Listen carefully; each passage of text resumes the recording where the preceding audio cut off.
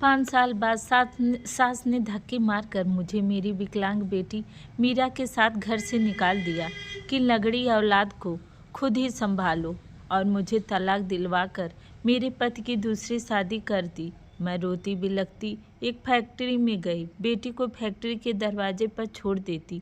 जब काम करके बाहर निकलती तो बेटी के पास बहुत सारे पैसे होते। लोग उसको भिखारी समझकर पैसे दे देते थे। एक दिन मैं बाहर निकली तो मेरी बेटी के हाथ में कुछ ऐसा था कि उसको देखकर मेरे रोंगटे खड़े हो गए। मेरा नाम रीना। आज भी एक आम सा दिन था। सुबह से ही मेरी सास का मूड खराब लग रहा था। बात बात पर वो मुझसे झगड़ा कर रही थी। मैंने उनका हर काम कर दिया था, लेकिन फिर भी उसके बावजूद उन्होंने मुझे बहुत बुरा भला कहा और लंगड़ी औलाद पैदा करने के ताने भी दिए। मुझे समझ नहीं आ रहा था कि अचानक आज इनको हुआ क्या है। मैं कमरे में बैठी हुई अपनी बेटी को दूध ही बना रही थी कि अचानक कमरे का दरवाज़ा खोलकर वो अंदर आई थी और मुझे देखते हुए बोली, तुम क्या समझती हो मेरे बेटे राहुल को मेरे खिलाफ इस्तेमाल करके तुम कोई बहुत बड़ी चीज़ हासिल कर लोगी? आज मैं तुम्हें तुम्हारी औकात याद दिलाऊंगी। इस घर में तुम्हें लाने वाली भी मैं, और आज 5 साल बाद तुम्हें निकालने वाली भी मैं ही होंगी। उनकी बात सुनकर मैं हैरान से बोली, क्यों माँ, क्या हुआ? मैंने तो राहुल से कुछ भी नहीं कहा। वाह, फौरन से कहने लगी, राहुल को बहुत दर्द हो रहा। तुम्हारी औलाद को अगर मैं लगड़ी कह देती हूँ तो तुम्हारी बेटी लगड़ी ही है, इसलिए तो कह रही हूँ। पर अब ना मुझे उसको लगड़ी कहना और ना ही तुम्हारी यह मनहूस शक्ल देखनी है, जिसको देखकर मुझे रोज़ तकलीफ़ होती है। आज मैं तुम्हें यहाँ से निकाल कर ही दम लूँगी और सब कुछ खत्म कर दूँगी। उनकी बात सुनकर मैं काफ़ी घबरा गई। वो चलती हुई मेरे पास आई और मुझे देखते हुए बोली, चलो खड़ी हो जल्दी से और निकलो यहाँ से। मैं नहीं चाहती थी कि तुम्हें पूरे मोहल्ले के सामने बेइज्जत करके निकालूं, इसलिए बहुत इज्जत से बोल रही हूँ। आधे घंटे में मेरा घर खाली होना चाहिए। उनकी बात सुनकर मेरे तो हाथ पांव ठंडे पड़ गए। मैं रोते हुए बोली, नहीं माँ, मुझे नहीं जाना। ऊपर वाले के लिए ऐसा मत करिए। क्या हो गया? मेरे सर पर तो मेरे माँ बाप का साया भी अब नहीं है। मैं कहाँ पर जाऊंगी? मेरे भैया भाभी तो मुझे नहीं रखेंगे, वो मुझे नहीं अपनाएंगे। जबकि वो बोली कि यह मेरा मसला नहीं है। मैंने कह दिया ना, तुम यहाँ से जा रही हो तो इसका मतलब जा रही हो। मैं तुमसे तलाक दिलवा के अपनी बेटी की दूसरी शादी करूँगी। मुझे अगली नस्ल भी चलानी है। तुम्हारी शादी को 8 साल हो गए हैं। 8 साल बाद तुम्हें लगड़ी औलाद पैदा हुई। आगे तुम इसी तरह की औलादें भी पैदा करके दोगी। इसलिए बेहतर है कि तुम मुझसे रिश्ता ख़त्म करके हम किसी और से रिश्ता जोड़ लेते हैं, कि मेरा ख़ानदान पूरा सेहतमंद तरीके से आगे बढ़े। अब जल्दी से यहाँ से निकल जाओ। मैं रोते हुए बोली, जब तक राहुल नहीं आ जाते मैं अपनी बेटी को लेकर यहाँ से कभी भी नहीं जाऊंगी। यह लगड़ी जरूर है, पर आपके बेटे का ही खून है। आप यह बात मत भूलिए। आप ही मुझे अपनी बहू बनाकर लाई थी। अगर आपको मुझे निकालना ही था तो आपने बेटे से मेरी शादी क्यों करवाई? आखिर मेरी ज़िंदगी क्यों बर्बाद की? मैं रोते हुए ज़मीन पर बैठ गई थी। उसी पल मेरे कमरे का दरवाज़ा दोबारा से खुला और मेरे पति राहुल अंदर दाखिल हुए।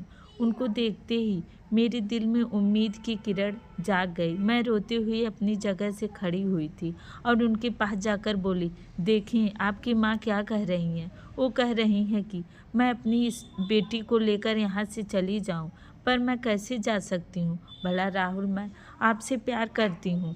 यह आपका ही खून है। मेरे पास तो कोई रहने का ठिकाना भी नहीं है।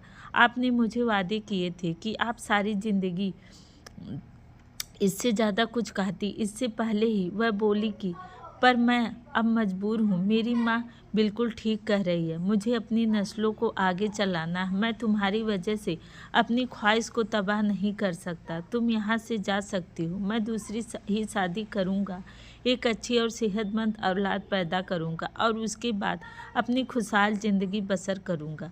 तुमसे मैं खुश हूँ, पर तुमने जो तोहफा मुझे दिया है वह मैं नहीं अपना सकता। मैं राहुल अपने पूरे होशो हवास में आज तुम्हें तलाक देने को तैयार हूँ। उसने मेरे सामने ही डिवोर्स पेपर पर साइन करके वो मेरे मुंह पर मार दिया। मेरे तो पैरों तले से ज़मीन खिसक निकल गई थी, जबकि मैं चीखती चिल्लाती रह गई। ऐसा मत करिए, मैं आपके आगे हाथ जोड़ती हूँ, मैं चली जाती हूँ। आप जितना वक्त मुझे घर के बाहर रखना चाहते हैं मैं रह लूँगी, मैं सब कर लूँगी, मैं भीख मांग लूँगी, लेकिन मुझे तलाक मत दीजिए। मेरा इस दुनिया में आपके अलावा कोई भी नहीं है। भैया भाभी के घर पर भी नहीं जाना चाहती। मेरे माँ बाप नहीं है, मैं कैसी ज़िंदगी काटूंगी। जब अचानक मेरी सास हम दोनों के बीच आ गई और मुझे दूर धकेलते हुए बोली, चल निकल यहाँ से, अब तेरा इस घर में कोई काम नहीं। और खबरदार, जो मेरे बेटे को अपनी अदाओं के जाल से फंसाने की कोशिश की। और राहुल, कोई ज़रूरत नहीं है तुम्हें इस लड़की से हमदर्दी करने की। इसी के काले करतूत की वजह से तुम्हारी बच्ची लंगड़ी पैदा हुई। मैंने इसको बहुत समझाया था, बेटा सीढ़ियों पर मत चढ़ो, अगर चढ़ रही हो तो ध्यान से चढ़ो, खुशबू मत लगाओ। तैयार नहीं हो, लेकिन तुम्हारी पत्नी ने मेरी बात नहीं सुनी। तुम्हारे आने से पहले यह रोज़ खुशबू लगाती और रोज़ तैयार होती। जब भी आज तुम्हारे साथ यह हुआ है, बड़े बुजुर्ग की बात सुनना इसने ठीक नहीं समझा, तो अब तुम भी इसकी बात मत सुनना। यह लड़की इस काबिल भी नहीं है कि इससे रिश्ता रखा जाए। मेरे पति ने सर को हल्का सा हिला दिया और मुझे देखते हुए बोले, माँ बिल्कुल ठीक कह रही है। तुम्हारी प्रेगनेंसी के वक्त की हुई गलतियाँ मुझे भी याद है। मेरे दोस्त की मम्मी भी मुझे यही बोल रही थी कि तुम्हारी पत्नी ने ख्याल नहीं करा। अगर वह इस वक्त ज़रा ख्याल कर लेती तो आज तुम्हारी बेटी सेहतमंद होती। मुझे बेटा और बेटी से कोई भी फर्क नहीं पड़ता। ऊपर वाला मुझे 7 बेटियां भी दे तो मैं उनकी परवरिश करूंगा, लेकिन मुझे सब सेहतमंद चाहिए थी। पर तुमने सब कुछ ख़त्म कर दिया, सब बर्बाद कर दिया। मैं अब तुम्हारे साथ बिल्कुल भी नहीं रहना चाहता हूँ। उनकी आवाज़ मेरे कानों में हथौड़ों की तरह गूंज रही थी। मैं पूरे कांपते वजूद के साथ ज़मीन पर गिर गई। ऐसा लग रहा था जैसे किसी ने मेरे शरीर से जान ही निकाल दी हो। मेरे अंदर बिल्कुल भी हिम्मत नहीं बची थी। मेरा दिल चाह रहा था मैं उनको चीख चीख कर खामोश कर दूं, लेकिन उन्होंने मुझे तलाक दे दी थी। मेरे तो पांव ढीले पड़ गए थे। वह मुझे देखते हुए बोले, तुम अगर अपने आप को रोक लेती, खुद को संभाल लेती, तो आज मैं यह नहीं करता। मुझे ऐसा लगता है जैसे किसी ने मेरी आत्मा को खींच लिया हो। वो एक बार फिर से बोला, निकल जाओ यहाँ से, मेरा तुमसे कोई ताल्लुक नहीं रहा। तुम इस घर में नहीं रह सकती। भीख मांगो, सड़क पर कुछ भी करो, मुझे इससे फर्क नहीं पड़ता। और अपनी बच्ची को उठाओ और इस घर से दफा हो जाओ फौरन। तुमसे और तुम्हारी इस लंगड़ी औलाद से मेरा अब कोई भी ताल्लुक नहीं है। यह कहकर वह कमरे से बाहर चले गए थे, जबकि मैं बिल्कुल बेजान होकर ज़मीन पर गिरी हुई थी। मेरी आंखों से फूट फूट कर आंसू बह रहे थे। मैं बस छत को घूर रही थी जब अचानक मेरी सास ने एक जोरदार लात मेरे पेट पर मार दी। मेरी जान निकलने के दर पर आ गई वो ज़मीन पर बैठकर मेरे बालों को सख्ती से झिझोड़ते हुए बोली, बस यही चाहती थी मैं। यहाँ से जाओ तो तुम्हारे सब दरवाजे बंद हो जाएं। और मेरे बेटे ने मेरी मुश्किल भी आसान कर दी। अपने बेटे के लिए मैं कुंवारी लड़की की तलाश करूँगी। मुझे तो तुम में ही कोई कमी लगती है। जब मेरी पोती लंगड़ी हुई तब अब सब कुछ ठीक हो जाएगा, खड़ी हो जाओ। उन्होंने ज़बरदस्ती मुझे बाल पकड़कर खींचते हुए खड़ा किया था। मैं चाहती थी कि मैं उनका मुकाबला करूं, उनको धक्का दे दूं, उनको बुरा भला भी कहूं, अपने दिल की भड़ास निकालूं। पर उस वक्त तो मुझे ऐसा लगता था जैसे मेरी जुबान बंद हो गई हो। उन्होंने झुककर मेरी बच्ची को बेदर्दी से जकड़ कर उठाया और मेरी गोद से धकेलते हुए बोली, अब दफ़ा हो जाओ, वरना तुम्हें अभी के अभी पुलिस के हवाले कर दूंगी, चोरी का इल्ज़ाम लगा दूंगी। कल जो यहाँ से कहते हुए वह मुझे ज़ोर ज़ोर से धकेलने लगी। कहने को तो वह काफ़ी बूढ़ी थी, लेकिन उसमें ताकत हद से ज़्यादा थी। वह मुझे धकेलते हुए दरवाजे के पास लेकर आ गई थी और बिना कहे दरवाज़ा खोलकर मुझे बाहर निकाल दिया। मुझे ना मेरी बच्ची के डायपर लेने दिए थे, ना ही उन्होंने दूध का डब्बा उठाने दिया और ना ही उसके कपड़े। बिना सोचे समझे वह दरवाज़ा बंद कर चुकी थी। मुझे ही लम्हे बाद जब मुझे एहसास हुआ कि मैं कहाँ पर हूँ, तो मैंने फ़ौरन ही अपने आसपास नज़र दौड़ाई। हमारा घर दिल्ली के चौक के बिल्कुल बीच में था, इसलिए वहाँ पर काफ़ी दुकानें थी, लोग भी थे।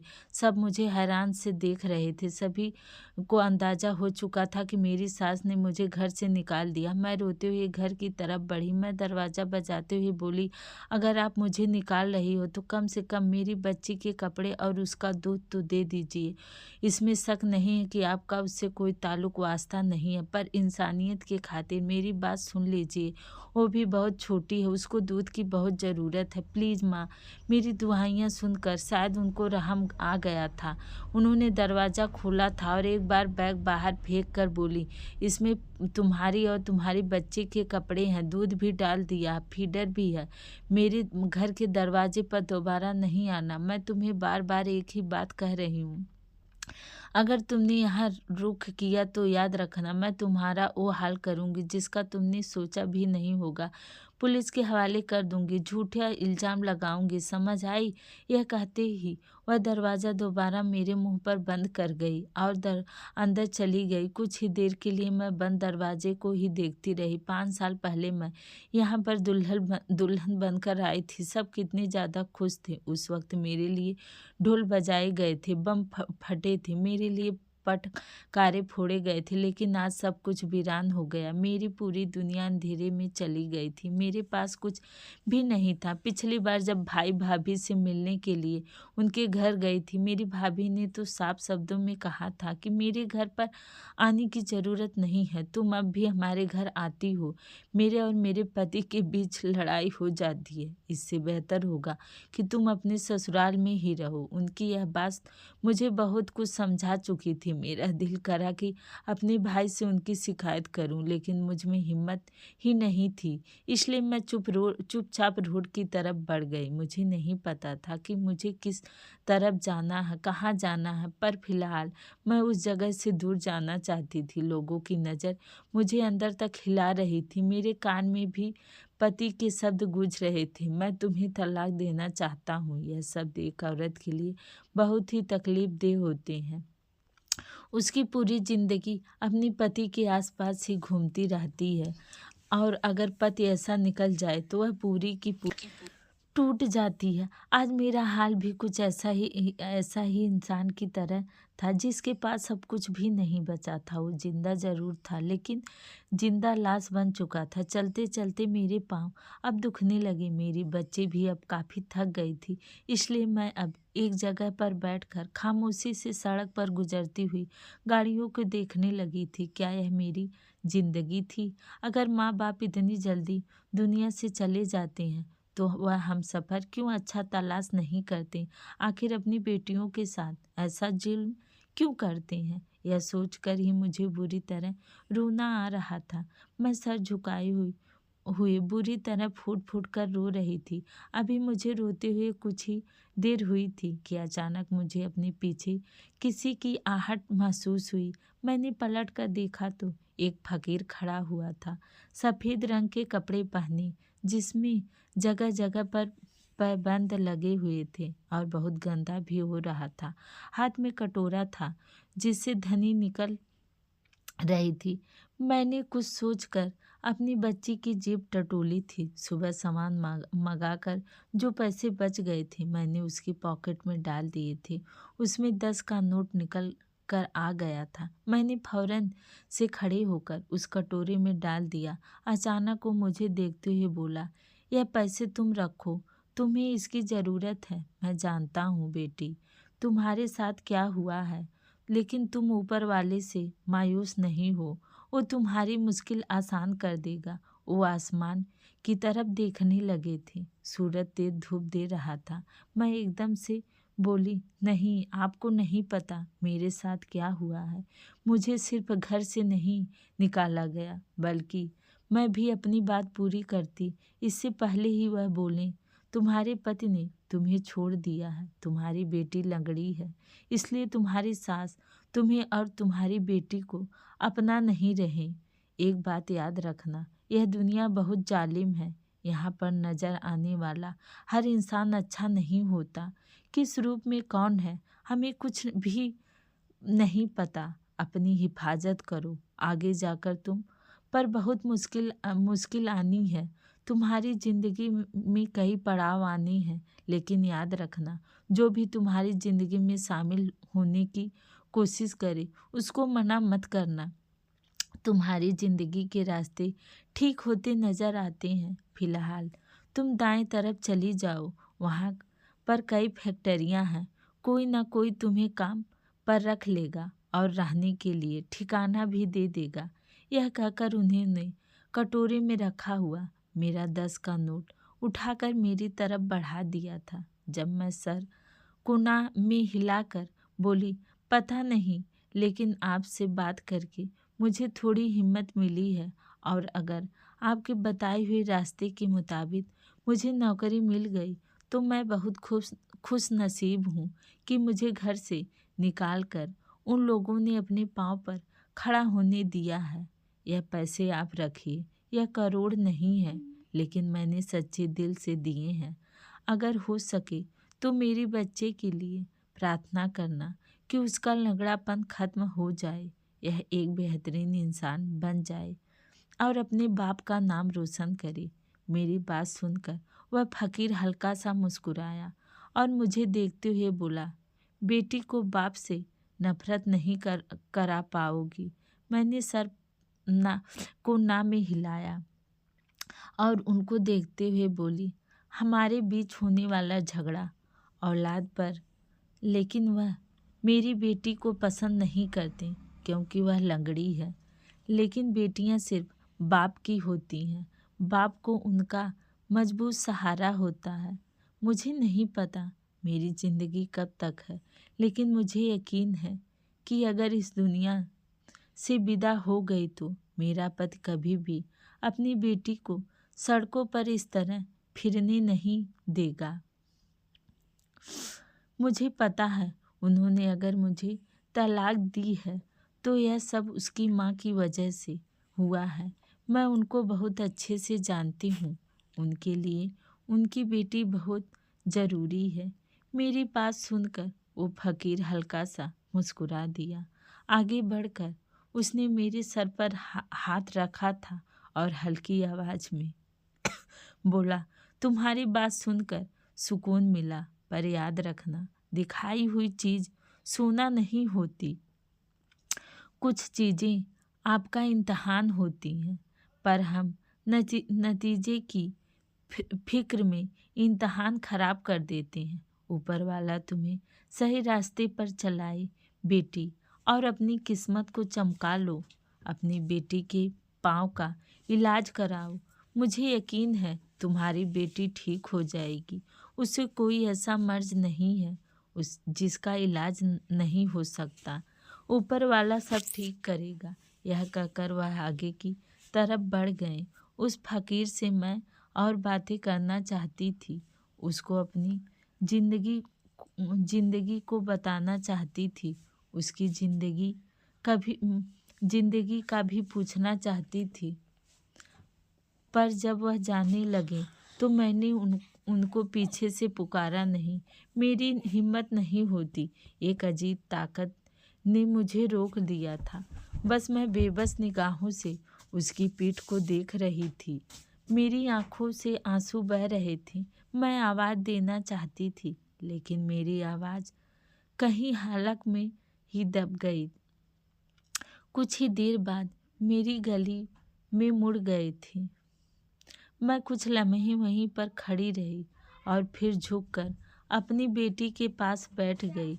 वह भी खामोशी से नज़रें इधर उधर दौड़ा रही थी। वो 3 साल की हो गई थी।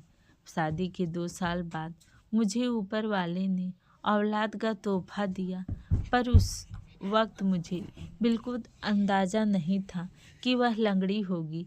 जैसे जैसे वह बड़ी होने लगी, उसके चलने का अंदाज ही सबको समझ चुका था कि मेरी बेटी में कोई कमी है। मैंने खामोशी से उसको और अपना बैग उठाया और उसको गोद में लिया।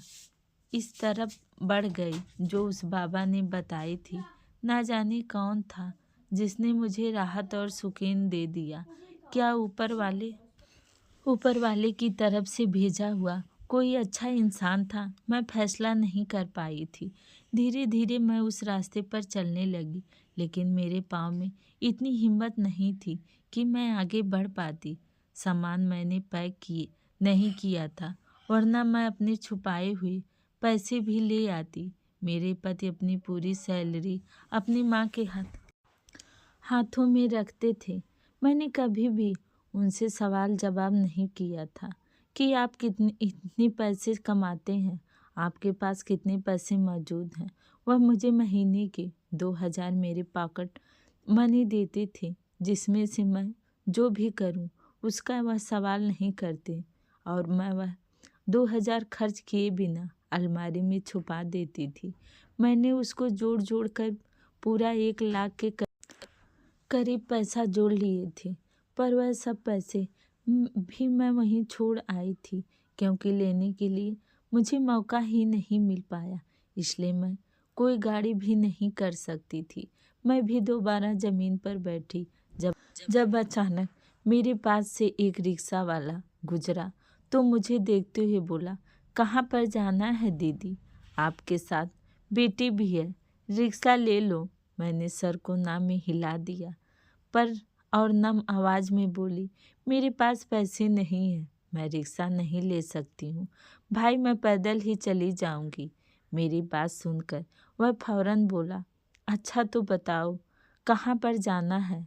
अगर तुम मेरी ही मंजिल पर जा रही हो तो मैं तुमसे पैसे नहीं लूँगा, मुफ्त में छोड़ दूँगा।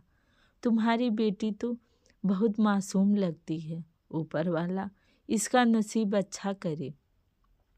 उसकी बात सुनकर मैं फौरन से ही उस फकीर की बताए हुए रास्ते की तरफ इशारा कर दिया, जबकि वो सर झुकाते हुए बोला, फिलहाल मेरी मंजिल वो तो नहीं है, पर अब तुमसे कह दिया है तो बैठ जाओ, मैं तुम्हें छोड़ देता हूँ। एक लम्हे के लिए मैं घबरा भी गई, कहीं यह कोई चोर तो नहीं है, पर मेरे पास तो कोई ऑप्शन ही नहीं था कि मैं कुछ और करती। वह मेरी औलाद ही थी मेरे पास। अगर वह मुझे लूटने का इरादा भी रखता तो यकीनन कुछ पैसे मुझे ही दे देगा, मुझसे लेगा नहीं। मैं खामोशी से गाड़ी में बैठ गई थी, लेकिन इस दुनिया में अच्छे लोग भी मौजूद हैं। उसने सच में ही मुझसे 1 रुपया भी नहीं लिया था, बल्कि बताई हुई जगह पर मुझे छोड़ दिया था। जब मैं रिक्शा से उतरी तो मेरी बच्ची के सिर पर हाथ रखते हुए बोला कि मेरी भी एक ही बेटी है जिसकी टांग ऐसी ही है। उसको देखकर मुझे अपनी बेटी की याद आ गई है। बहुत मन्नतें मुराद की है, बहुत लाडली है, मैं बहुत प्यार से पालता हूँ उसको। ऊपर वाले से प्रार्थना है जैसे जैसे बड़ी हो उसकी टांगें भी ठीक हो जाएं। अपना ख्याल रखना बहन। यह कहकर वह बिना रुके चला गया था। मैं भी उसको इस तरह तसल्ली देना चाहती थी जिस तरह उसने मुझे दी थी, लेकिन मेरे पास शब्द ही नहीं थे। आज मैं इतनी तकलीफ और दुख में थी कि मैं चाहकर भी तसल्ली नहीं दे पाई। फिलहाल मैंने अपना सर झटक कर आसपास देखा। वह कोई आम जगह नहीं थी, औद्योगिक क्षेत्र था। यहाँ पर काफ़ी तरह की फैक्ट्री बनी हुई। एक तरफ देखा बिस्कुट की फैक्ट्री तो दूसरी तरफ मसाला बनाने की फैक्ट्री, एक तरफ कपड़े फैक्ट्री तो दूसरी तरफ साबुन बनाने की फैक्ट्री मौजूद थी। इस तरफ तो मैं कभी आई भी नहीं थी। दरअसल मेरी सास मुझ पर काफ़ी पाबंदी लगाती थी, इसलिए मेरे पति मुझे कहीं लेकर भी नहीं जाते थे।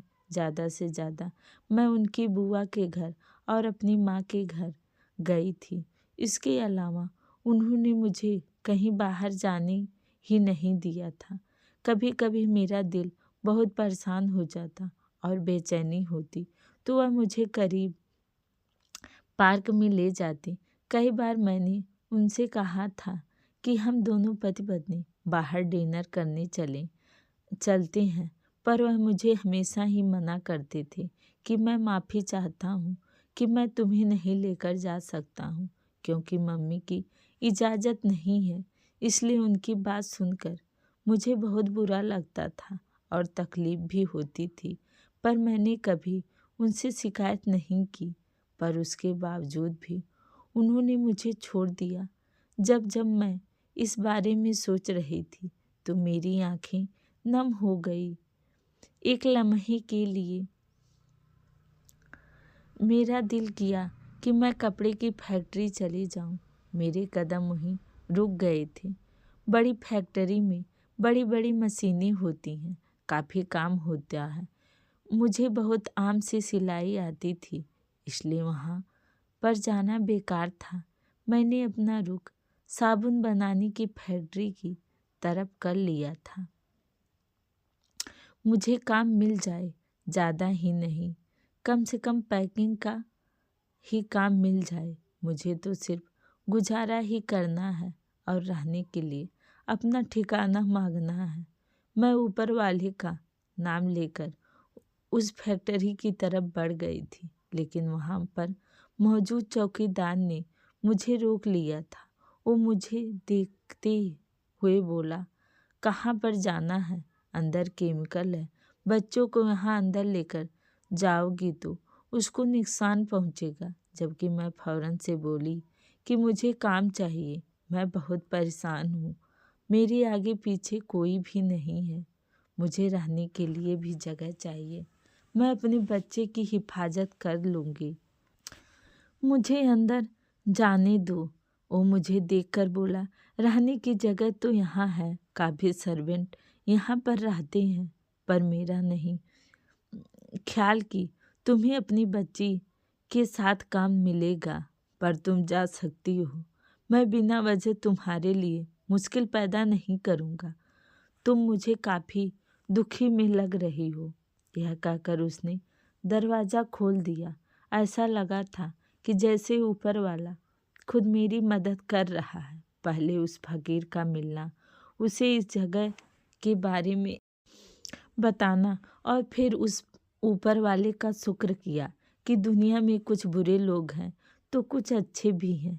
इस बात पर मुझे धीरे धीरे यकीन आने लगा था।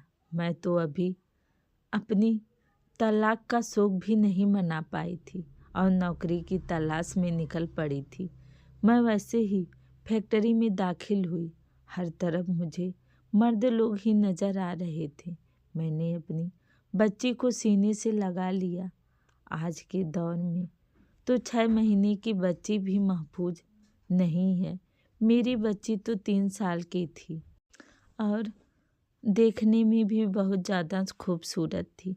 मैं भी कुछ कहती समझती जब अचानक से पीछे से मुझे किसी ने पुकारा, सुनिए, आप यहाँ क्यों आए हैं? कुछ काम है?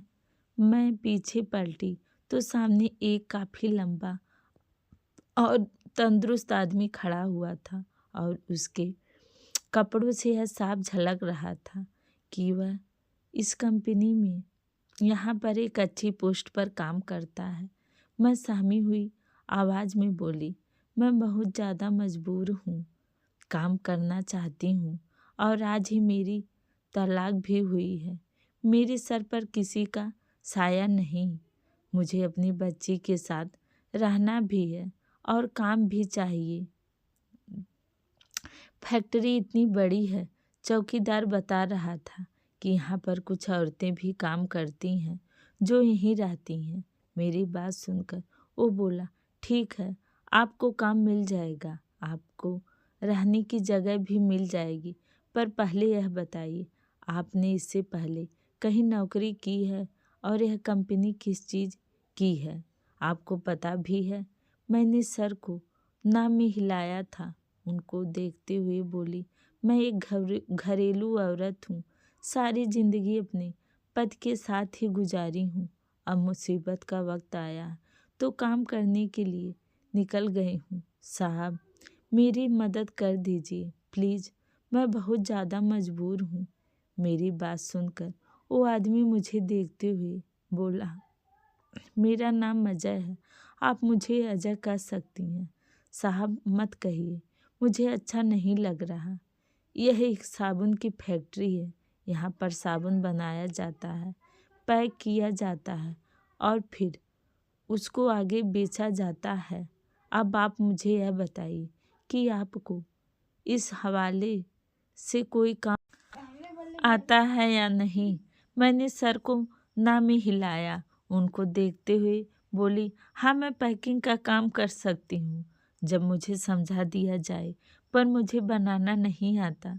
पर अगर मैं किसी को बनाते हुए देखूंगी तो बहुत जल्दी समझ जाऊंगी और मैं अपनी पूरी कोशिश करूंगी कि मैं काम को अच्छे से कर सकूं। मुझे खाना बनाना भी आता है। अगर आप लोग मुझे यहाँ की कैंटीन का काम भी देंगे तो मैं यह भी कर लूँगी। मेरी बात सुनकर वह बोले, चलिए ठीक है, कैंटीन का काम तो नहीं यहाँ, लेकिन आप पैकिंग का काम कर सकती हैं। वह आपको मिल जाएगा, पर सैलरी थोड़ी कम होगी और रहने की जगह भी मिल जाएगी। बोलिए मंजूर है? मैं फौरन से बोली कि हाँ हाँ मुझे मंजूर है, मैं आपकी बहुत शुक्रगुजार रहूँगी। वो बोले कि ठीक है, आप मेरे साथ चलिए, मैं आपको काम समझा देता हूँ, पर आपको अपनी बेटी अंदर लेके जाने की इजाज़त नहीं है, क्योंकि अंदर केमिकल का काम होता है और छोटे बच्चे अंदर जाने के लिए ठीक नहीं है। आपकी बेटी विकलांग भी है, तो ख्याल रखिए, ऐसे बच्चे नाजुक होते हैं। उनकी बातें सुनकर मैं कुछ देर के लिए परेशान सी खड़ी रही और फिर बोली कि अच्छा ठीक है, मैं अपनी बेटी को बाहर बिठा कर आती हूँ और आप जब तक मेरा यही इंतज़ार करिए। उन्होंने सर हिलाया था और एक कुर्सी पर बैठ गए। मैं फौरन से बाहर आई और चौकीदार अभी अपनी जगह पर बैठा हुआ। मैं अपनी बेटी को तुम्हारे पास बैठा दूं? उन्होंने कहा कि वह मुझे काम पर रख रहे हैं, लेकिन बच्चे को अंदर जाने की इजाज़त नहीं है। वो बोला, देखो मैं किसी बच्चे की जिम्मेदारी नहीं ले सकता, पर अगर तुम्हें उसको यहाँ बैठाना है तो बैठा दो, पर मैं उसका ध्यान नहीं रखूँगा। अगर उसको कुछ होता है तो यह मेरी जिम्मेदारी नहीं होगी। जबकि मैं बिना कुछ कहे अपनी बेटी को छोटे से पत्थर पर बिठाकर प्यार से बोली, मेरा बच्चा, तुम्हारी मम्मी थोड़ी देर में आ जाएगी, बस रोना मत, हमारे पास रहने के लिए कोई जगह नहीं है, तुम्हें सब्र करना होगा। मेरी बेटी जबकि वह अपनी तो असली जुबान में बोली, मैं यहाँ पर अकेले कैसे रहूँगी, आप नहीं जाइए मम्मी। जबकि मैंने उसको बालों को सहलाया और उसकी टांगों को ध्यान से ढका और प्यार से उसके माथे को चूमा और उसको देखते हुए बोली, मुझे जाना होगा, आप थोड़ी देर इंतज़ार करो। मैं कहते हुए अंदर की तरफ बढ़ गई। मुझे अपने बेटे की रोने की आवाज़ आ रही थी, पर मैं नहीं रुक सकती थी। मेरे पास अब कोई ठिकाना भी नहीं था। मुझे यहाँ पर काम करना था तो यह कदम उठाना था। हर माँ की तरह मुझे भी यह मुश्किल बर्दाश्त करनी थी। अक्सर मैं टीवी ड्रामे में देखती थी, माँ अपनी औलाद को नौकर के सहारे क्या पैसे से बढ़कर है, पर आज मुझे समझ आ रहा था कि औलाद से बढ़कर कहीं दर्जा पैसे ज़रूरी है। मैं अंदर चली आई तो वह आदमी अभी भी मेरा इंतज़ार में बैठा था। मैं फौरन से बोली, साहब मुझे जल्दी से काम दिखा दीजिए, मेरी बेटी अकेली बैठी है। वो बोली, तब तो यह रोज़ का मसला होगा, तब आप क्या करेंगी? मेरे पास फिलहाल कोई जवाब नहीं था। मैं उनके पीछे चल पड़ी थी। वो सीढ़ियों के रास्ते मुझे दूसरे फ्लोर पर ले आए। पहले फ्लोर पर साबुन बनाया जा रहा था, वह दूसरे फ्लोर पर पैकिंग का काम शुरू हो रहा था। वह मुझे एक औरत के हवाले करते हुए बोले, इनका नाम सुधा है, यहाँ पर यह हेड है और यही काम संभालती हैं। आपको सैलरी सिर्फ 10,000 महीना दी जाएगी, पर रहने की जगह और 3 वक्त का खाना कंपनी आपको देगी। क्या आपको यह मंजूर है? मैंने सर हाँ में हिला दिया। सच में मेरे लिए 10,000 भी अब बहुत बड़ी रकम थी। मेरी बच्ची का ड्राइवर, उसका दूध, उसकी दवाइयाँ के खर्चे बर्दाश्त करने थे। इससे ज़्यादा मैं कुछ भी नहीं चाहती थी और खाना वो लोग मुझे दे रहे थे तो मेरी मंजिल ही मुझे नज़र आ रही थी। वो आदमी चला गया, जबकि सुधा नाम की औरत अब मुझे धीरे धीरे साबुन पैक करना सिखा रही थी। काम तो बहुत आसान था, पर हर रोज़ रोज़ रोज़ की प्रोडक्शन कही थी, मुझे रोज़ाना 1000 साबुन पैक करनी थी, तभी मुझे 10,000 मिल सकते थे। मगर मैंने प्रोडक्शन निकाल कर नहीं दी तो आखिरी तारीख को मेरे पैसे काट लिए जाएंगे। बिल्कुल मैं खामोश हो गई। रोज़ाना 1000 साबुन पैक करना आसान बात नहीं थी, पर फिलहाल मुझे काम करना था और दिल लगाकर काम करना था। अपनी औलाद का पेट पालने के लिए मुझे तो कुर्बानी देनी ही थी। वो औरत और मैं फैक्ट्री से बाहर आ गई थी। मैंने एक नज़र चौकीदार की तरफ डाली। मेरी बच्ची बिल्कुल खामोश बैठी हुई थी। वो मुझे लेकर दाएं तरफ चली गई थी, जहां पर काफ़ी सारे सर्वेंट क्वार्टर बने हुए थे। मुझे खाली कमरे में ले गए, जहां पर एक चारपाई, एक कुर्सी, खाने के लिए बर्तन वगैरह रखे हुए थे। बिस्तर और तकिया भी मौजूद थे। वो मुझे देखते हुए बोली, यह तुम्हारे रहने की जगह है। तुम्हारे साथ एक बच्ची भी है, इसलिए तुम्हें यह अकेला कमरा दिया जा रहा, वरना एक कमरा 2 लड़कियां इस्तेमाल करती हैं। बताओ तुम्हें मंजूर या नहीं? मैंने सर को हाँ में हिला दिया था और उनको देखते हुए बोली, बहन मैं अभी बहुत मजबूर हूँ। मुझे यहाँ पर काम अगर कम सैलरी भी मिलती है तो मैं तो दिल लगाकर काम कर लूँगी। आपको मेरी तरफ से कोई भी शिकायत नहीं मिलेगी। पर मैं आपसे एक गुजारिश करना चाहती हूँ कि क्या मैं अपनी बच्ची के चेहरे पर मास्क लगाकर उसको अपने साथ रख सकती हूँ? वह बस 3 साल की है। मेरे पति ने आज ही मुझे तलाक दी है। मेरे पास अब कोई ठिकाना नहीं है। क्या मैं उसको अपने साथ ले जा सकती हूँ? जब काम करूँगी उन्होंने सर को ना में हिला दिया। नहीं, ऐसा नहीं हो सकता। तुमसे पहले भी कई औरतों ने ऐसा किया और उन लोगों को नौकरी से निकाल दिया गया। तुम्हारी बेटी अगर 3 साल की है तो तुम उसको कमरे में रख सकती हो। हर ब्रेक पर तुम उसको देखने के लिए आ जाना। तुम्हारा सर्वेंट क्वार्टर पास में भी है। जबकि मैं बोली, वो विकलांग है, उसके साथ किसी का होना भी ज़रूरी है, वरना उसका कोई नुकसान हो सकता। वो मेरी बात सुनकर वह कुछ ही देर खामोश रही, फिर मायूसी से बोली, अब तुम्हें जैसा भी ठीक लगता है तुम मुझे सोचकर बता दो, क्योंकि इस मामले में हम से कोई भी तुम्हारी मदद नहीं कर सकता। तुम यहाँ पर कैसे पहुँची? किसने तुम्हें भेजा? हम इस पर ज़्यादा ध्यान नहीं देते। यहाँ पर कम सैलरी में काम करने के लिए ज़्यादा लोग नहीं आते, इसलिए जो भी हमसे काम मांगता है उसको हम रख ही लेते हैं। अगर तुम साबुन पैक कर लोगी तो तुम्हारे लिए ही आसानी होगी, वरना तुम्हें भी नौकरी से निकाल दिया जाएगा। कुछ ही लम्हे खामोश रही, फिर हिम्मत करके बोली, ठीक है, मैं कल से अपना काम शुरू कर दूंगी। उसने मेरे कंधे पर हाथ रखा और बोली, तुम बहुत ज़्यादा हिम्मत वाली औरत लगती हो। आज ही तुम्हें तलाक और हुआ और तुमने आज ही काम को तलाश कर लिया। ऊपर वाला तुम्हारी मुश्किल आसान कर दे। मैं किसी लड़की के जरिए और तुम्हारी बच्ची के लिए खाना भेजती हूँ। ठीक है। मैंने सर को हाँ में हिला दिया और बाहर की तरफ बढ़ी थी। मैं जैसे ही बाहर आई, लम्हे भर के लिए मेरा दिल रुक सा गया। मेरे बच्चे के सामने कुछ पैसे रखे हुए थे। मैं कुछ कहती इससे पहले ही चौकीदार बोला, वह खुद रख कर जा रहे थे। वह समझे कि तुम्हारी बेटी भिखारी है। देखो, बुरा मत मानना, मैंने किसी को भी नहीं रोका। फिलहाल तुम्हें इन चीज़ों की ज़रूरत तो है, इसलिए मैंने अपनी बच्ची को उठाया और उन पैसों को नज़रअंदाज करते हुए अंदर जाने लगी थी। तब वो बोला, इनको अंदर लेकर जाओ, छोड़कर मत जाओ। यह तुम्हारी बेटी को मिले हैं, वरना मैं तुम्हारी शिकायत अंदर कर दूंगा। उस आदमी की बात सुनकर मैं कुछ देर के लिए घबरा गई थी, पर झुककर पैसे उठा लिए। वह तकरीबन 500 के करीब पैसे थे। मैं हैरान थी कि इतने से वक्त में इतने पैसे कौन रख कर चला गया, पर मैं अपनी बेटी को गोद में लिए सर्वेंट क्वार्टर में आ गई थी। वक्त की रफ्तार धीरे धीरे गुजरने लगी। मेरी ज़िंदगी एक नई शुरुआत हो गई थी। मैं अपनी बेटी का बहुत ख्याल रखना चाहती थी, पर मैं क्या करती? मुझे काम भी करना था। मेरे पास साथ भी मेरी बेटी थी, जिसके लिए मुझे मेहनत करनी थी। मैं फिर बहुत मेहनत से काम करने लगी। वह सुधा नाम की औरत मेरा बहुत साथ देती थी। उसने तो मुझे यह भी करने से मना किया था कि तुम्हारा पति तुम्हारे लिए अच्छा साबित नहीं हुआ तो उसकी माँ ने तुम्हारी ज़िंदगी बर्बाद की, तो तुम भी उसके बारे में मत सोचा करो। लेकिन मैंने सिर्फ इतना कहा था कि आपकी बात में वजन है, लेकिन मेरा दिल नहीं मानता। उसने मुझे दोबारा समझाया, लेकिन मैं जब भी अपने फैसले पर अटल रही तो उस औरत ने दोबारा नहीं बोला। मैं रोज़ अपनी बेटी को इस पत्थर पर बिठाकर अंदर चली जाती थी। मेरा दिल बहुत ज़्यादा तड़पता था, पर मैं क्या करती। मुझे ना जाने क्यों उस चौकीदार पर थोड़ा यकीन था कि वह मेरी बेटी को नुकसान नहीं पहुंचने देगा। उसके हाथ में बड़ी सी बंदूक थी। अगर मेरे बच्चे के साथ कुछ गलत करने की कोशिश करेगा तो उसको रोक सकता है। वह एक मर्द था, पर तुम्हें ऊपर वाले ने एक ताकत रखी है।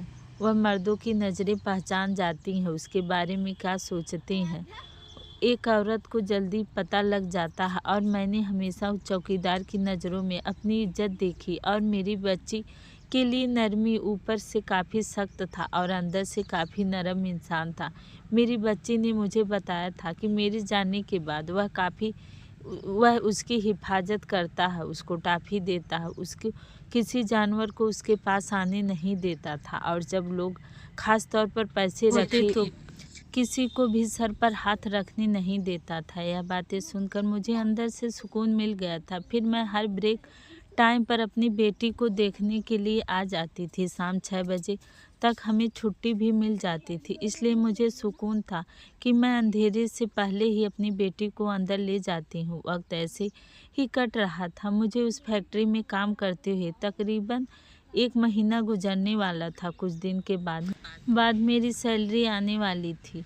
हर रोज़ के मुताबिक 6 बजे मैं बाहर आई तो मेरी बच्ची के सामने काफ़ी सारे पैसे रखे हुए थे। जब से मैं यहाँ पर आई थी, मेरी बच्ची को भीख बहुत मिली थी। मैं उन पैसों को इस्तेमाल नहीं करना चाहती थी, बस एक डब्बे में डाल देती थी। कई बार सोचती थी कि उन पैसों का इस्तेमाल कर लूँ, अपनी बच्ची के लिए कुछ खरीद लूँ, पर मेरे अंदर हिम्मत नहीं हुई थी कि मैं भी यह पैसे अपनी बच्ची के ऊपर खर्च करूं। आज मैं बाहर आई तो मेरी बच्ची के हाथ में कुछ मौजूद भी था। एक शॉपर था, उसके अंदर क्या था वह मैं नहीं जानती थी। मैंने अपनी बेटी को उठाया और वह पैसे भी उठा लिए, और उसके हाथ से शॉपर लेकर मैं एक तरफ फेंक देना चाहती थी, लेकिन जैसे ही मेरी नज़र अंदर गई, लम्हे भर के लिए मेरी सांस रुक सी गई थी। मैं चुपचाप उसको लेकर कमरे में आ गई।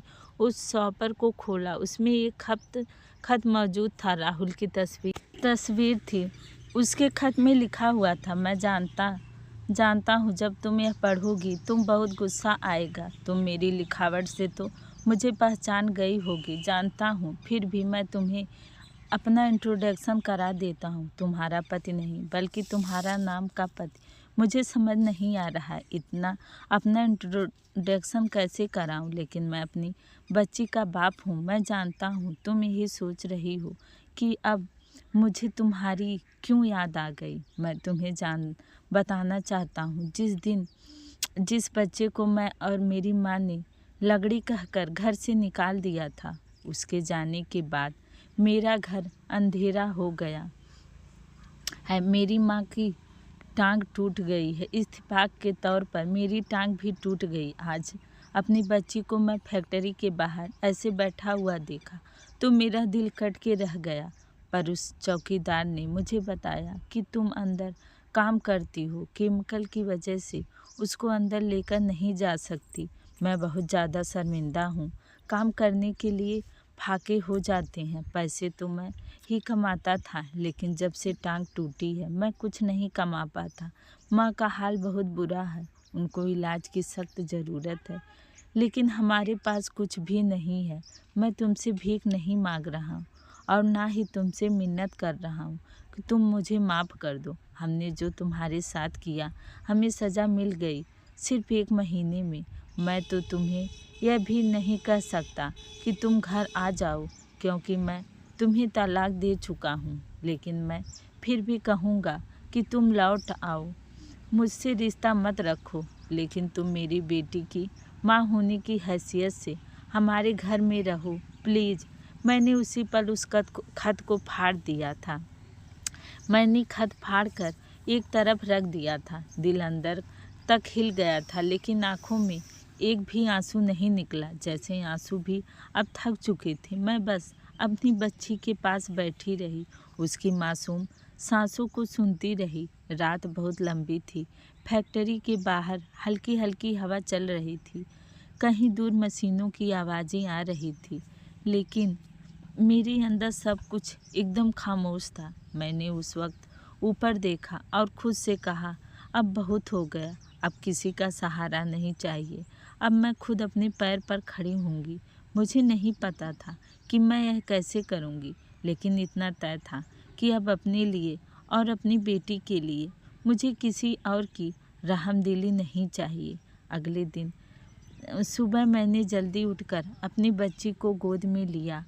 उसका चेहरा अब थोड़ा ठीक लग रहा था। मैंने उसके लिए ब्रेड और दूध और उससे प्यार से कहा, मेरा बच्चा, अब हम दोनों को जीना है, बस अपने दम पर।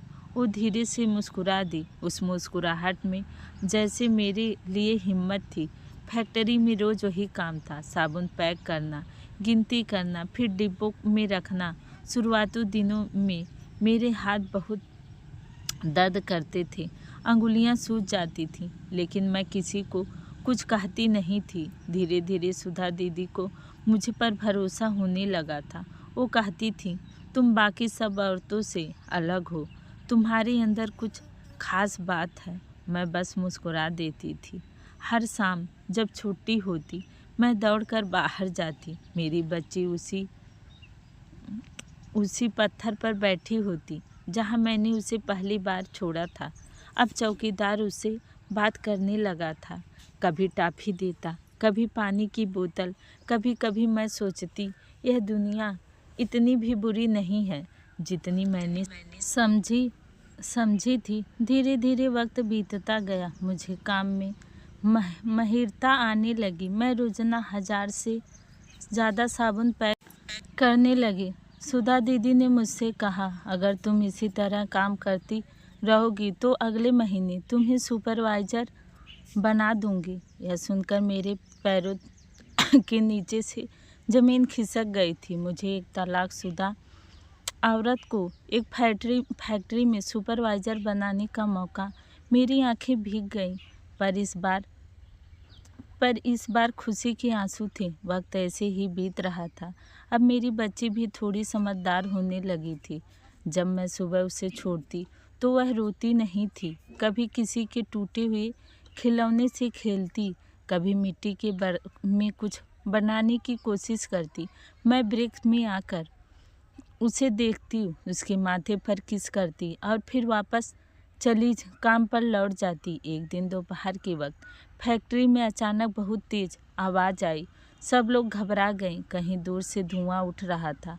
केमिकल वाले हिस्से में आग लग गई थी। सब लोग बाहर भाग रहे थे, लेकिन अंदर औरतें फंस गई थीं। सुधा दीदी चिल्लाई, कोई है जो अंदर जा सके? सब पीछे हट गए, पर मैं भागकर अंदर चली गई। धुएं से कुछ दिखाई नहीं दे रहा था, आंखें जल रही थी, लेकिन मैंने किसी तरह उन दोनों औरतों को बाहर खींच लिया। मेरे कपड़े जल गए थे, हाथों पर छाले पड़ गए थे, फिर भी दिल एक अजीब सुकून था। मैंने किसी की जान बचाई थी। अगले दिन जब मैं होश में आई तो मुझे फैक्ट्री के छोटे अस्पताल वाले कमरे में रखा गया था। सुधा दीदी मेरे पास बैठी थी। उन्होंने कहा, अजय साहब खुद मिलने आए थे। तुम्हारी हिम्मत देखकर सब दंग हैं। अब से तुम इस फैक्ट्री की सुपरवाइज़र हो। मैं कुछ कह नहीं पाई, बस ऊपर देखा और आंखें बंद कर ली। शायद ऊपर वाला अब भी मुझ पर मेहरबान था। अब मेरी ज़िंदगी बदलने लगी थी। मुझे हर महीने 15,000 मिलने लगे और मैं फैक्ट्री की औरतों को सिखाने लगी कि कैसे काम में सफाई और सावधानी रखी जाए। मेरी बेटी के लिए मैंने एक छोटा सा पलंग मंगवा लिया था ताकि वह आराम से रह सके। वह अब चलने की कोशिश कर रही थी। उसके छोटे छोटे कदम देखकर मेरा दिल भर जाता था। मैंने उससे कहा, देखना, एक दिन तुम्हारी मम्मी भी कुछ बन जाएगी। वह मुस्कुरा दी और बोली, आप तो पहले से ही सब कुछ हो मम्मी। उसकी यह बात सुनकर मेरी आंखों से आंसू बह निकले। दिन गुजरते गए। अब फैक्ट्री के लोग मुझे रीना मैडम कहकर पुकारते थे। कभी कभी अजय साहब आते और काम की तारीफ करते। सुधा दीदी कहती, तुमने इस जगह का माहौल बदल दिया है। और सच में मैंने सिर्फ अपने लिए नहीं बल्कि उन औरतों के लिए लड़ाई लड़ी थी जो हालात से हार जाती है। अब मैं किसी की बेचारी नहीं थी। अब मैं रीना एक माँ, एक मजबूत माँ और अपनी पहचान वाली इंसान थी। रात को जब सब सो जाते मैं अपनी बेटी के पास बैठती, उसके बालों में हाथ फेरती और दिल में बस एक ही बात कहती, जिस दिन मैं टूटी थी उस दिन ऊपर वाले ने मुझे नया बनाने का मौका दिया था। वक्त गुजर रहा था। अब वह दर्द जो कभी मेरी रगों में जहर की तरह दौड़ता था धीरे धीरे मेरी ताकत बन गया था। मैंने खुद को संभाल लिया था और अब मुझे किसी का सहारा नहीं चाहिए था। कुछ महीने ऐसे ही बीत गए। अब जिंदगी जैसे पटरी पर आ गई थी। हर सुबह मैं अपनी बच्ची का चेहरा देखती और खुद से कहती, आज का दिन मेरा है। अब डर नहीं, अब शर्म नहीं, अब बस आगे बढ़ना है। मैंने अपनी बेटी का नाम लिया, मीरा। यह नाम सुनते ही लगता था जैसे वह खुद रोशनी का टुकड़ा हो। जब मैं उसे पुकारती तो मन में अजीब सी शांति उतरती थी। एक दिन अजय साहब फैक्ट्री आए। उन्होंने मुझे ऑफिस में बुलाया। बोले, रीना, तुमने इस जगह की तस्वीर बदल दी है। अब यहाँ हर औरत तुम्हें मिसाल की तरह देखती है। मैं चाहूँ तो तुम्हें हेड सुपरवाइज़र बना सकता हूँ, पर इसके लिए तुम्हें थोड़ी ट्रेनिंग करनी होगी। उन्होंने बताया कि ट्रेनिंग दूसरे सहारनपुर में होगी, 3 महीने की है और वहीं से वापस आने के बाद मुझे बड़ा पद मिल सकता है। मैं पहले तो डर गई कि मीरा को छोड़कर कैसे जाऊं, पर फिर सोचा अगर मुझे उसके लिए कुछ बेहतर करना है तो यही वक्त है। मैंने हाँ कर दी। उस रात नींद नहीं आई। मैं मीरा को गोद में लेकर बहुत देर तक सोचती रही। वह मेरी गोद में सो रही थी। उसकी सांसें बहुत हल्की थीं, जैसे कोई फुसफुसा कर कह रहा हो, मम्मी जाओ, मुझे तुम पर भरोसा है। अगले दिन मैंने सुधा दीदी से बात की। उन्होंने कहा, चिंता मत करो, मैं तेरी बच्ची का ध्यान रख लूँगी। हम सब मिलकर उसकी देखभाल करेंगे। फिर मैं ट्रेनिंग के लिए पूरी निकल पड़ी। वो शहर बड़ा था, वहाँ मैं किसी को नहीं जानती थी। शुरुआत में बहुत मुश्किल हुई। सब अंग्रेजी में बोलते थे। मैं चुप रहती थी, मगर हर दिन खुद से कहती, मुझे डरना नहीं है। धीरे धीरे मैंने सब समझना शुरू कर दिया। मशीनों के मॉडल सीख लिए, रिपोर्ट बनाना सीख लिया, मीटिंग में बोलना सीखा और सबसे बड़ी बात यह कि अपनी आवाज़ को सुनना सीखा। 3 महीने बाद जब मैं वापस लौटी तो फैक्ट्री का माहौल एकदम अलग था। सब मुझे देखकर खुश हुए। सुधा दीदी ने दौड़कर गले लगा लिया और मीरा मेरी तरफ भागती हुई आई। उसने मुझसे कस कर पकड़ लिया और बोली, मम्मी आप चली क्यों गई थी? मैंने उसके बालों में हाथ फेरा और कहा, अब मैं कभी नहीं जाऊंगी। अब तो हम दोनों मिलकर बहुत कुछ करेंगे। अगले दिन अजय साहब ने पूरे स्टाफ के सामने मेरा नाम पुकारा और कहा, अब से रीना इस फैक्ट्री की हेड सुपरवाइज़र है। सब लोग तालियां बजा रहे थे, लेकिन मेरे कानों में बस मीरा की हंसी गूंज रही थी, जैसे उसने खुद मेरे लिए प्रार्थना की हो। दिन गुजरते गए। अब मैं सिर्फ काम नहीं करती थी बल्कि औरतों को सिखाती थी कि कैसे अपने पैरों पर खड़ा होना है। कोई रोती हुई औरत आती तो मैं उसे अपने पास बिठाती और कहती, देख तू अकेली नहीं है। जब मैं आई थी तो मेरे पास कुछ नहीं था, बस हिम्मत थी, और आज देख सब कुछ है, तू भी कर सकती है। वो औरत मुझे देखती और सर हिला देती। मेरे शब्दों में शायद उन्हें अपनी ही झलक दिखती थी। अब मैं शाम को मीरा के साथ फैक्ट्री के पास वाले पार्क में जाती। वो वहाँ झूला झूलती और मैं उसे देखती रहती। एक दिन वह मेरे पास आई और बोली, मम्मी आप कभी थकती नहीं? मैंने मुस्कुरा कर कहा, नहीं, जब तेरे जैसे बच्चे के लिए जिया जाता है तो थकान भी सुकून बन जाती है। कुछ ही दिन बाद अजय साहब ने बताया कि कंपनी मुंबई की बड़ी फैक्ट्री के साथ जुड़ने वाली है और उन्हें कोई भरोसेमंद मैनेजर चाहिए जो पूरी फैक्ट्री को संभाल सके। उन्होंने कहा, मीरा अगर तुम चाहो तो यह मौका तुम्हारा है। मैंने कुछ पल सोचा, फिर कहा, हाँ मैं तैयार हूँ। उन्होंने कहा, लेकिन उसके लिए तुम्हें मीरा के स्कूल में एडमिशन करवाना होगा ताकि वह भी वहीं पढ़ सके। यह सुनकर मेरे दिल में एक अजीब खुशी हुई। मैंने तुरंत मीरा का एडमिशन दिलवाया।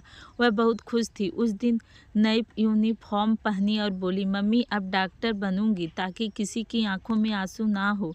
मैंने उसे गले लगाया और कहा, तू ज़रूर बनेगी क्योंकि तेरे अंदर मुझसे ज़्यादा हिम्मत है। मुंबई में अब कुछ नया था, नई सड़कें, नए लोग और नई चुनौतियाँ।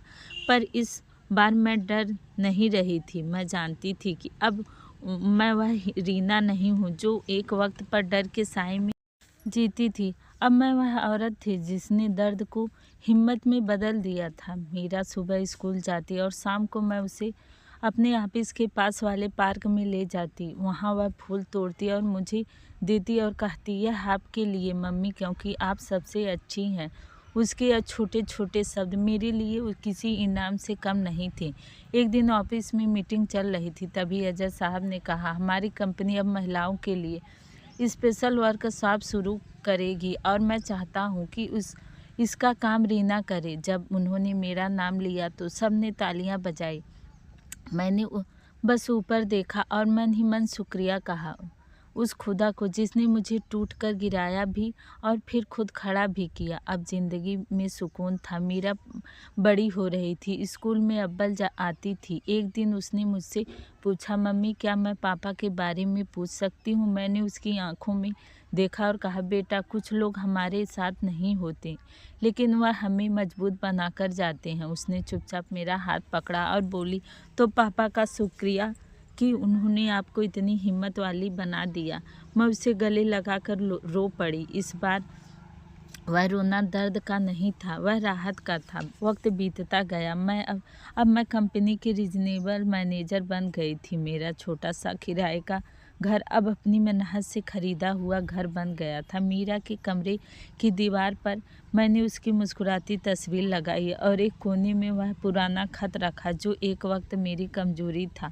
अब वह खत मेरी ताकत का सबूत था। जब कभी मैं उसे देख तो खुद से कहती, अगर वह दिन ना आता तो मैं रीना ना बन पाती। रात को जब सब सो जाते तो मैं बालकनी में बैठ जाती, हवा बालों उसे खेलती और मन में वही पुरानी आवाज़ गूंजती कि अब किसी का सहारा नहीं चाहिए। मैंने खुद को संभाल लिया। अब मुझे किसी से डर नहीं है। मेरी बेटी मेरी पहचान, मेरी दुनिया और मेरा विश्वास। अब मैं जान चुकी थी कि औरत तब तक अधूरी नहीं होती जब तक वो खुद हार ना माने, और मैंने तो हार मानना बहुत पहले छोड़ दिया था। ज़िंदगी ने मुझे बहुत बार तोड़ा, हर बार मैंने खुद को फिर से जोड़ा। पहले मैं सोचती थी कि अगर कोई मेरा साथ दे तो मैं संभल जाऊंगी, लेकिन अब समझ आई कि जब तक इंसान खुद अपने साथ खड़ा नहीं होता तब तक कोई भी साथ टिकता नहीं। मैंने सीखा है कि दर्द जब बहुत गहराई तक आता है तो वह कमजोरी नहीं ताकत बन जाता है। बस हिम्मत चाहिए उसे महसूस करने की। कभी किसी ने मुझे छोड़ा तो लगा ज़िंदगी ख़त्म हो गई, पर असल में वहीं से मेरी ज़िंदगी शुरू हुई। अब जब मैं आईने में खुद को देखती हूँ तो डर नहीं लगता, क्योंकि अब मैं किसी की बेचारी नहीं बल्कि अपनी पहचान वाली औरत हूँ। लोग कहते हैं किस्मत सब तय करती है, पर मैंने देखा कि किस्मत भी झुक जाती है उस इंसान के आगे जो हार मानना नहीं जानता। मैंने हार नहीं मानी, इसलिए आज मैं जीत गई, खुद से, हालात से और उस दर्द से जिसने कभी मुझे रुलाया था। अब मैं बस इतना कहती हूँ, अगर किसी दिन ज़िंदगी तुम्हें गिरा दे तो डरना मत, उठना और मुस्कुरा देना, क्योंकि शायद ऊपर वाला भी देखना चाहता है कि तू टूटने के बाद कितनी हिम्मत से फिर खड़ी होती है। खैर, रीना मुंबई में कंपनी की रीजनल मैनेजर थी। उनका छोटा सा किराए का घर उनकी मेहनत से खरीदा हुआ घर बन गया था। मीरा का कमरा उसकी मुस्कुराती तस्वीरें और ढेर सारी किताबों से भरा था। रात को जब सब सो जाते रीना बालकनी में बैठ जाती, हवा उनके बालों से खेलती और मन में वही पुरानी आवाज़ गूंजती कि अब किसी का सहारा नहीं चाहिए। समय तेजी से बीत रहा था। मीरा अब 10 साल की हो चुकी थी, एक होशियार और खुश मिजाज बच्ची। उसका बचपन वह संघर्ष नहीं बल्कि सुरक्षा और प्यार की नींव पर टिका था। रीना ने अपनी फैक्ट्री वाली नौकरी नहीं छोड़ी थी, बल्कि अपनी जिम्मेदारियां बढ़ा ली थी। उन्होंने महिला कर्मचारियों के लिए उन्नति नामक एक वर्कशॉप शुरू की थी, जहां उन्हें वित्तीय संरचना और व्यावसायिक कौशल सिखाए जाते थे। एक दिन रीना अपनी पुरानी फैक्ट्री के वार्षिक समारोह में गई थी। अजय साहब ने उन्हें मुख्य अतिथि के रूप में आमंत्रित किया था। फैक्ट्री का माहौल पूरी तरह से बदल चुका था। महिला कर्मचारी आत्मविश्वास से भरी हुई थी और सुधा दीदी गर्व से रीना की तरफ देख रही थी। समारोह के दौरान अजय साहब ने माइक लिया और कहा, आज की हमारी हेड सुपरवाइज़र और अब हमारी रीजनल मैनेजर रीना मैम की कहानी हम सबके लिए एक मिसाल है। उन्होंने हमें सिखाया कि सच्ची हिम्मत कहाँ से आती है। रीना स्टेज पर आई। उनकी आंखों में नमी थी, लेकिन आवाज़ में दमदार आत्मविश्वास था। आप सबको नमस्कार, उन्होंने शुरू किया।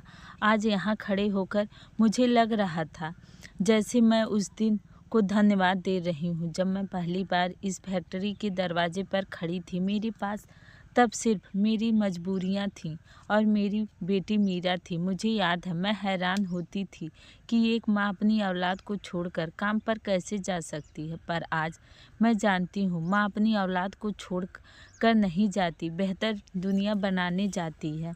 लोगों ने तालियां बजाई। उन्होंने आगे कहा, मैंने बहुत कुछ खोया, लेकिन जो पाया वो अनमोल है। मेरी अपनी पहचान है। मैं पहले एक बेटी, एक पत्नी, एक बहू थी, पर अब मैं रीना हूँ, मीरा की माँ और आप सबकी सहकर्मी। मैंने सीखा है कि दर्द जब बहुत गहराई तक जाता है तो वह कमजोरी नहीं, ताकत बन जाता है। बस हिम्मत चाहिए उसे महसूस करने की। उन्होंने मीरा की तरफ देखा जो नीचे मुस्कुरा रही थी। मीरा को मैंने कभी सहारा नहीं दिया, पर उसने मुझे सहारा दिया। उसकी मासूमियत ने मुझे हर दिन उठने की प्रेरणा दी। यह जीत सिर्फ मेरी नहीं है, यह हर उस माँ की जीत है जो अपने बच्चों के लिए अकेले लड़ रही हैं। समारोह खत्म होने के बाद रीना सुधा दीदी और अजय साहब के साथ बैठकर बातचीत कर रही थी।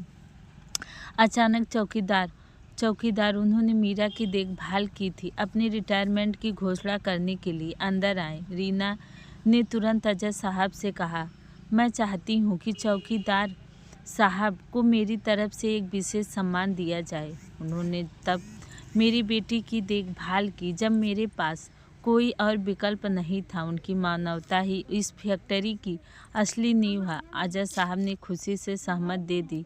तभी रीना को एक पुराना ख्याल याद आया। वह अपने ऑफिस आई और कोने में रखे हुए उस पुराने फटे हुए खत को देखा जो राहुल ने लिखा था। उन्हें लगा कि अब उन्हें इस रिश्ते को हमेशा के लिए ख़त्म करना चाहिए, नफरत से नहीं बल्कि शांति से।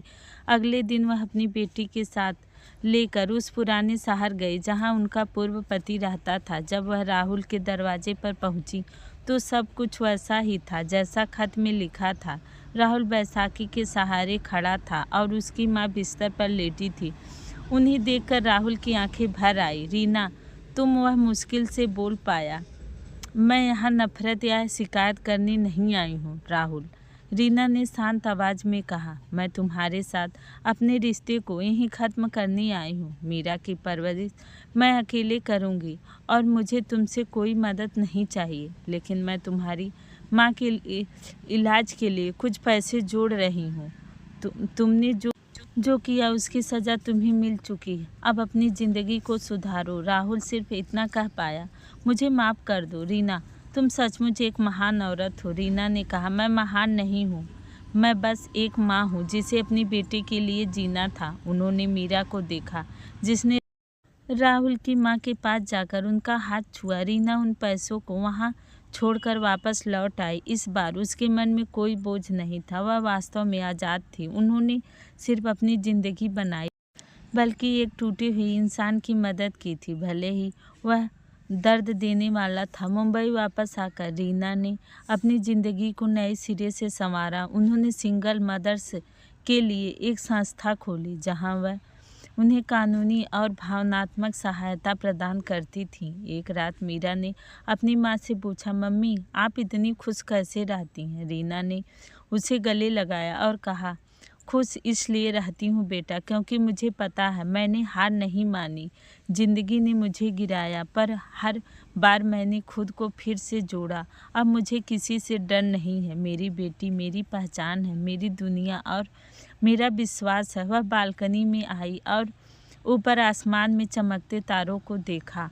उसके मन में एक ही बात थी जो अब उनका जीवन मंत्र बन चुका था। औलाद से बढ़कर पैसा नहीं होता, पर पैसे से बढ़कर माँ की हिम्मत होती है। मैंने सीखा कि औरत तब तक अधूरी नहीं होती जब तक वो खुद हार ना माने। तो दोस्तों, कैसी लगी हमारी कहानी? अगर अच्छी लगी हो तो हमारे चैनल को लाइक, सब्सक्राइब एंड शेयर ज़रूर कीजिएगा। धन्यवाद।